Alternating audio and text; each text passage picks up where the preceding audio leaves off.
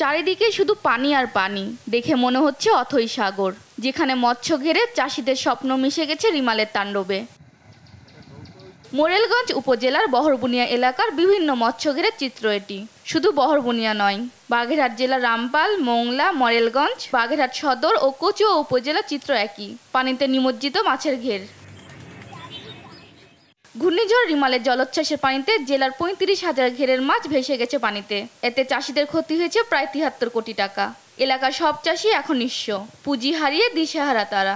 অনেক ঋণ দেনা ব্যয় করে এই মাছগুলো ছাড়া সব চলে গেছে। ১৭০ বিঘা জমির এতে আমার ৫০ লক্ষ টাকা ক্ষয়ক্ষতি হয়েছে। গলদা ছাড়া ছিল প্রায় আপনার ১৫,০০০, তারপরে বাগদা ছাড়া ছিল প্রায় ২০ কার্টন, তারপরে সাদা মাছ ছিল প্রায় ১ লাখ টাকার। সব এই বুড়ে ওই জায়গা থেকে ঘের ভেঙে আমার বেরিয়ে গেছে। মাছ ধরার এই মুহূর্তে সমস্ত মাছ নদীতে চলে গেছে।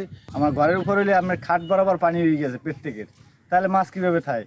মাছ না থাকলে তো আমাকে বাঁচার কোনো কায়দা নেই। তবে ক্ষতি কাটিয়ে ওঠার জন্য চাষিদের বিভিন্ন পরামর্শ দিচ্ছেন বলে জানান এ মৎস্য কর্মকর্তা। চাষিদেরকে চুন প্রয়োগ এবং অক্সিজেন ট্যাবলেট প্রয়োগ করার পরামর্শ দিচ্ছি, কারণ এই সময়টা রোগ বিস্তার দ্রুত হয়। এর জন্য রোগ বিস্তার যাতে দ্রুত না হয়, এজন্য চাষিদেরকে পানি নেমে যাওয়ার সাথে সাথে চুন প্রয়োগ করার কথা আমরা চাষিদের পরামর্শ দিচ্ছি।